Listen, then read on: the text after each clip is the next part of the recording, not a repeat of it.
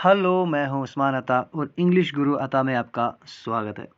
So dear students, जो पिछला topic हमारा एडवर्ब्स का था ना, पार्ट 1, उसमें हमने कुछ बेसिक जो रूल्स हैं और बेसिक डेफिनेशंस हैं उनको क्लियर किया था। जैसे कि हमने जाना था कि एडवर्ब होता क्या है, कुछ टाइप्स भी हमने डिस्कस करी थी, जैसे कि adverb of manner, adverb of place, adverb of time. और इस पार्ट में हम कुछ और बेसिक्स डेफिनेशन करते हैं और उसके बाद जो मेन चीज इस टॉपिक में हम कवर करेंगे वो है पोजीशन ऑफ द एडवर्ब्स, है ना। कि अगर आपके एक ही लाइन में चार एडवर्ब्स आ गए तो उनको आप कहाँ कहाँ प्लेस करोगे, उनकी पोजीशन क्या है, इस पार्ट 2 में हम आगे पढ़ते हैं। ओके, चलिए बढ़ चलते हैं अगली स्लाइड की तरफ। वो ये है कि जो नेक्स्ट हमारा है वो एडवर्ब ऑफ फ्रीक्वेंसी। क्या है? Adverb of frequency. हाँ, तो फ्रीक्वेंसी क्या होता है एक्चुअली, अगर हम बात करेंगे कि how often something is done. How often something यानी कि अगर कोई काम हो रहा है वो कितने अक्सर, मतलब कितना ज़्यादा बार हो रहा है, कितनी कम बार हो रहा है, यानी कि फ्रीक्वेंटली वो काम कैसे हो रहा है। फॉर एग्जांपल, बहुत ज़्यादा बार हो रहा है ना, कम बार हो रहा है। आपके सामने एग्जांपल है, जैसे नंबर ऑफ एक्शन, यानी कि एक एक्शन हो रहा है वो कितनी बार हो रहा है, उसको हम बोलते हैं फ्रीक्वेंसी, है ना। ओके, आई होप आपको डेफिनेशन क्लियर हो गई होगी। चलिए हम डेफिनेशन के बाद हम इस एग्जांपल्स पे ध्यान देते हैं कि ये क्या कहना चाहते हैं। देखो, यूजुअली, सपोज अगर मैं कोई काम कर रहा हूं तो तो यूजुअली है ना, आम तौर पर वो काम अक्सर होता रहता है। रेयरली होगा कोई काम, कभी कभार होगा ना। कि हाउ ऑफन, ऑफन देखिए OFTN, आप इसको ऑफ्टन भी पढ़ सकते हो और ऑफन भी पढ़ सकते हैं। क्यों? यानी कि ऑक्सफोर्ड डिक्शनरी के अकॉर्डिंग ये दोनों जो प्रोनाउंसिएशन है वो दोनों करेक्ट है। ऑफन पढ़िए, ऑफ्टन तो बेटर रहता है। ऑफन, सेल्डम कभी कभार, डेली, ऑलवेज, रेगुलरली, नॉर्मली, यानी कि कोई काम हो रहा है तो कितनी दफा हो रहा है, how often something is done, उसको हम बोलते हैं adverb of frequency, right. Example देखिए क्या होता है। I have never seen this movie. I have never seen this movie, यानी कि नेवर हो गया कभी भी नहीं, यानी कोई काम हुआ कभी भी नहीं हुआ। तो ये क्या बोलता है, यानी कि मैं क्या कह रहा हूं कि जो ये वाली मूवी है, इस मूवी को मैंने कभी भी नहीं देखा है ना, नेवर। ध्यान से सुनना। और she has regularly attended the class, और जो वो है उसने क्या किया, उसने रेगुलरली अटेंडेड द क्लास, है ना, कि उसने क्लास को रेगुलरली अटेंड किया। यानी कि एक क्लास को अटेंड करना क्या एक काम है। इसके ये काम कैसे हुआ, रेगुलरली हुआ है। सीन क्या है, सीन एक काम है, वर्ब है। और ये वर्ब कैसे हुआ है, नेवर, कभी भी नहीं हुआ है। यानी कोई ऐसा वर्ब जो कितनी बार हो रहा है, कभी भी नहीं हुआ होगा, अक्सर हुआ होगा, ऑफन हुआ होगा, सेल्डम हुआ होगा, ऑलवेज हुआ होगा, रेगुलरली हुआ होगा, नॉर्मली हुआ होगा। इस तरह के इनको हम बोलते हैं एडवर्ब्स। और कौन से एडवर्ब्स?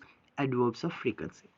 चलिए इसमें हम देखते हैं अगला जो है, हम बाकी वापस इस स्लाइड पे आएंगे, क्योंकि जो यहाँ पे यूज है आपने देखा होगा कि जो सीन है ये वर्ब है और अटेंडेड वर्ब है। इस वर्ब से पहले हमने यूज कर दिया है किसको, एडवर्ब को। लेकिन जनरली हमारा एडवर्ब अक्सर वर्ब के बाद यूज होता है। तो ये क्या है, चलिए हम आगे पढ़ते हैं, ध्यान से। ओके, देखो पोजीशन ऑफ एडवर्ब्स। ये हमें अब देखो पोजीशन क्या होते हैं, कि अगर आपके पास एडवर्ब्स होंगे तो पोजीशन क्या होते हैं, उनकी कहाँ पर होती है। अगर हम जनरल फॉर्मेशन की बात करें, जो जनरल सेंटेंस हमारे पास अगर होगा, जनरल फॉर्मेशन क्या होते हैं, अक्सर पहले होता है एडवर्ब ऑफ मैनर, ठीक। दूसरा होता है एडवर्ब ऑफ प्लेस, तीसरा होता है एडवर्ब ऑफ टाइम, राइट। इसको हम बोलते हैं MPT, इसको बोलते हैं MPT फॉर्मेशन, यानी कि manner, place and time. General sentence में आपको सिंपल याद रखना है MPT। अगर जनरल सेंटेंस होगा तो MPT फॉर्मेशन यूज होगी। MPT means adverb of manner पहले आएगा, उसके बाद नेक्स्ट एडवर्ब कौन सा आएगा, एडवर्ब ऑफ प्लेस आएगा, उसके बाद नेक्स्ट वाला एडवर्ब ऑफ टाइम आएगा। ये जनरल फॉर्मेशन है। For example, Anita donated blood happily in the MH hospital yesterday. ध्यान से सुनना। और ये कहां पर आएगा, जनरली जो जितने भी वर्ब है, एडवर्ब है, आप इतने सुन ले, जितने भी एडवर्ब हैं वो सारे के सारे आते हैं वर्ब के बाद, verb plus adverb, right. Adverb without, अब एक ऐसा एडवर्ब है, एडवर्ब फ्रीक्वेंसी, जो वर्ब से पहले आता है, वो हम आगे पढ़ेंगे। लेकिन फिलहाल इतना याद रख लीजिए कि पोजीशन ऑफ एडवर्ब्स क्या होते हैं, हमेशा वर्ब के बाद। और वर्ब के बाद अगर सारे 3 एडवर्ब्स आपके पास आ गए, एडवर्ब मैनर भी आ गया, प्लेस भी आ गया, टाइम भी आ गया, तो आप ऐसा थोड़ी नहीं कर सकते पहले टाइम को लगा दोगे फिर मैनर को लगा दोगे फिर प्लेस को लगा दोगे, या पहले प्लेस को फिर मैनर को फिर टाइम को, ऐसा नहीं होता है। तो इसके लिए एक फॉर्मेशन, एक रूल होता है। अकॉर्डिंग टू रूल जो general formation of the adverb है वो क्या है, पहले मैनर आएगा फिर प्लेस आएगा फिर टाइम आएगा, जिसको हम बोलते हैं MPT फॉर्मेशन। अब देखिए अनीता डोनेटेड, देखिए डोनेटेड क्या है, वर्ब है, और वर्ब के बाद ही क्या आएगा, सारे के सारे एडवर्ब्स आएंगे। अनीता ने ब्लड डोनेट किया, डोनेट करना काम है, वर्ब है।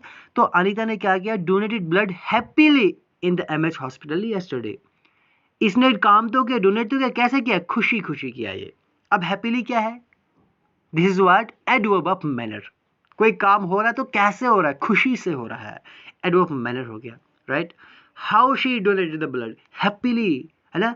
जो अक्सर हाउ का आंसर देगा वो अक्सर हमने पढ़ा था कि एडवर्ब ऑफ मैनर होता है। अब देखिए इन द MH हॉस्पिटल, अब देखो आगे ना MPT, MPT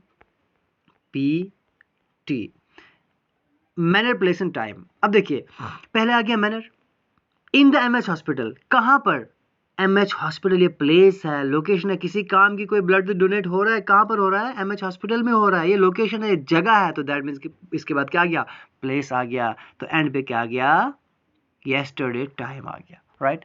तो ये है जनरल फॉर्मेशन। जैसे Ragini cried loudly in the class 2 days before. Ragini ने क्या किया, एक फ्रेंड ने दूसरे फ्रेंड को क्या बोला, रागिनी के बारे में क्या बोला, रागिनी क्राइड, क्राइड क्या है, दिस इज वर्ब। इसके बाद क्या है कि एक एडवर्ब है, रागिनी ने चिल्लाया, कैसे चिल्लाया, लाउडली। दैट मीन्स कि ये शो कर रहा है कि मैनर शो कर रहा है कि उसने चिल्लाया तो कैसे, है ना। स्लोली भी हो सकता है ना, यहाँ पर लाउडली है, कोई काम हो तो रहा है, कैसे हो रहा है, लाउडली हो रहा है। दैट मीन्स कि एडवर्ब ऑफ मैनर पहले आया।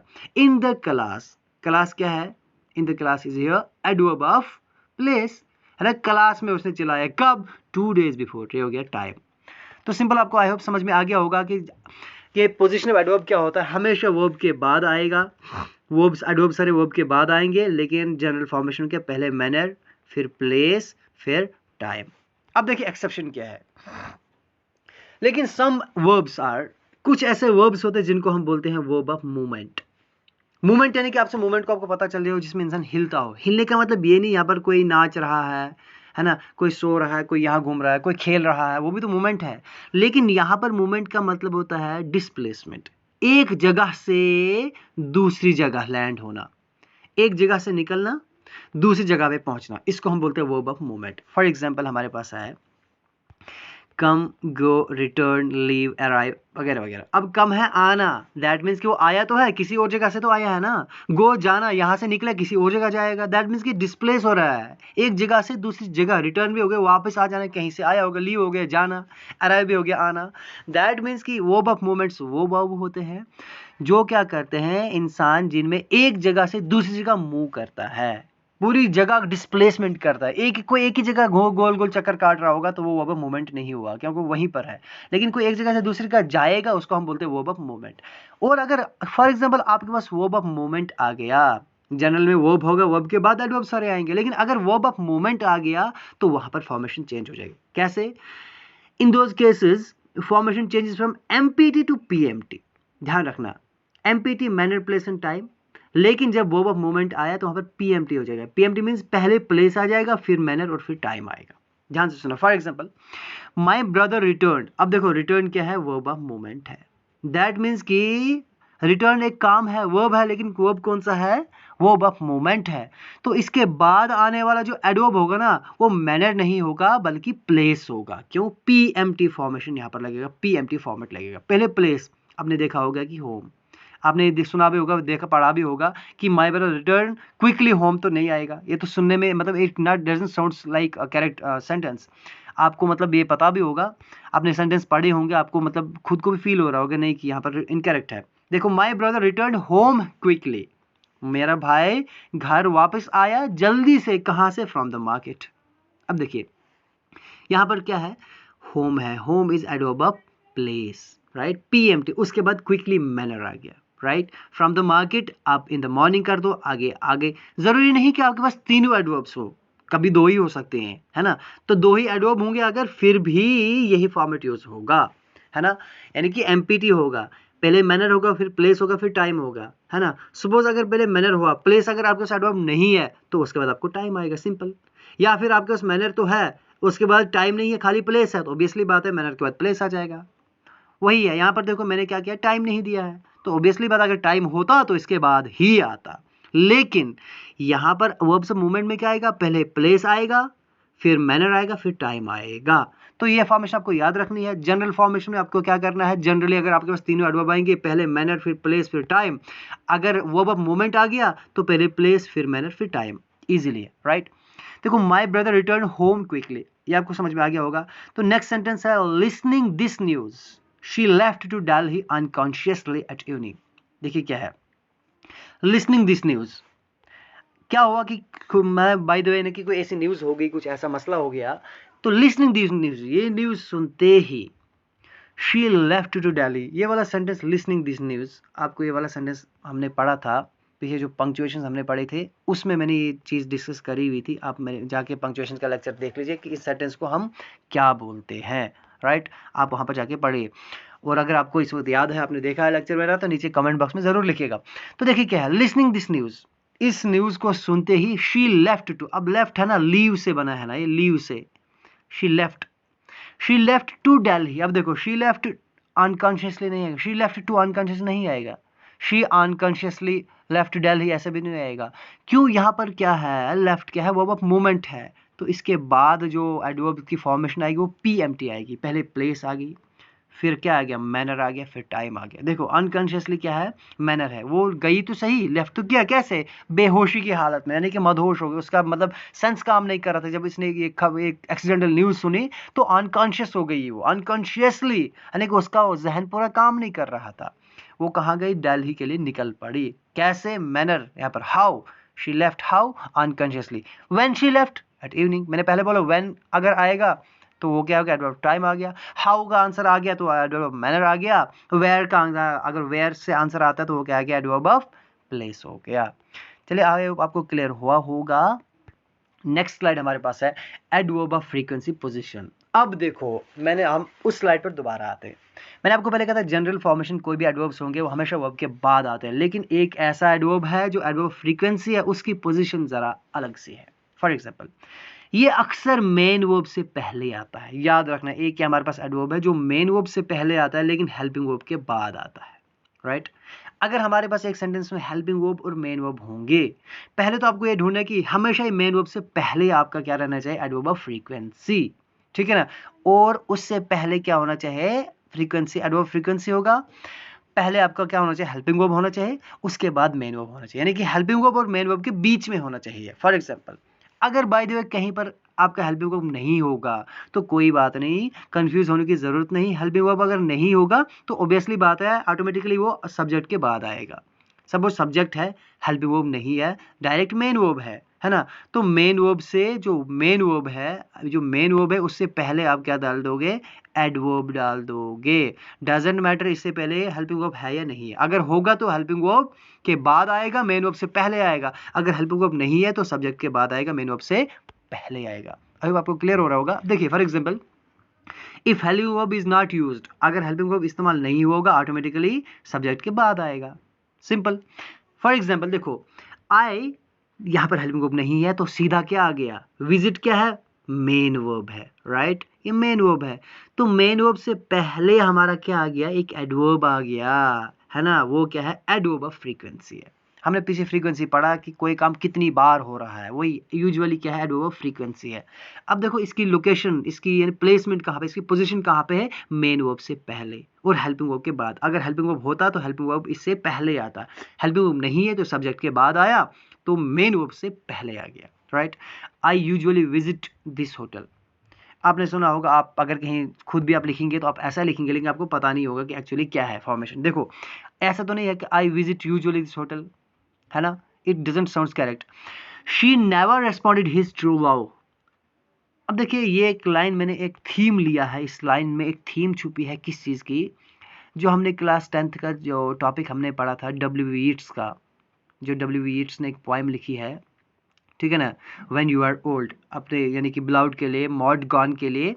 उसमें हमने देखा है कि जो जिसके लिए वो उसे जो ट्रू लव करता है लेकिन वो कभी उसको रेस्पॉन्स नहीं देती, उस थीम पर ये लाइन मैंने उठाई है ताकि इस लाइन से आपको वो भी पीछे का थोड़ा रिमाइंड हो जाए। और यहाँ पर आपको एक बेटर एग्जांपल है, देखो यहाँ पर रेस्पॉन्डेड क्या है, दिस वर्ब, ठीक है ना, ये वर्ब है। तो यहाँ पर हमने क्या देखा, यहाँ पर वर्ब फ्रीक्वेंसी लगा है हमारे पास, एडवर्ब फ्रीक्वेंसी है, तो इसकी पोजीशन हमेशा मेन वर्ब से पहले आई। देखो शी नेवर रेस्पॉन्डेड, नेवर क्या है, never is the adverb of frequency.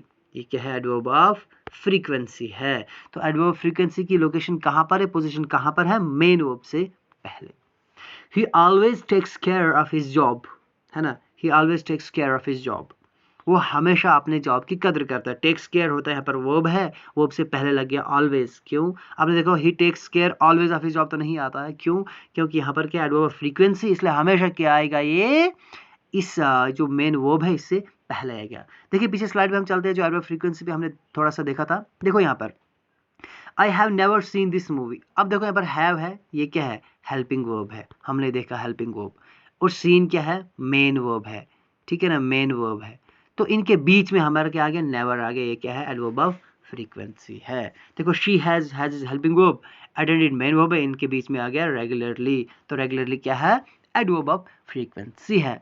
तो डियर व्यूअर्स, आई होप आपको क्लियर हुआ होगा। ये बेसिक चीज़ें आप राइट डाउन कर लीजिए, लिख लीजिए, या ना एक नोट अलग से बना दीजिए, या फिर इनका स्क्रीनशॉट भी आप साथ साथ में ले सकते हैं और इनको रिवाइज करते जाइए। तो अगला पार्ट आएगा, थोड़ा हम लेके आएंगे, यानी कि बहुत सारे ऐसे एडवर्ब्स हैं, उनका यूजेस है, कहाँ कहाँ पे एक्सेप्शंस है, वो कहाँ कहाँ पे बदलते हैं, उसको हम लेकर आएंगे। तो नेक्स्ट टॉपिक अगर आपको कोई जो इंपॉर्टेंट है, जो आपको लगता है कि जल्दी आपको पढ़ना है, आप कमेंट बॉक्स में ज़रूर लिखना है, तो उसी टॉपिक को हम ग्रामर पे लेकर आएंगे।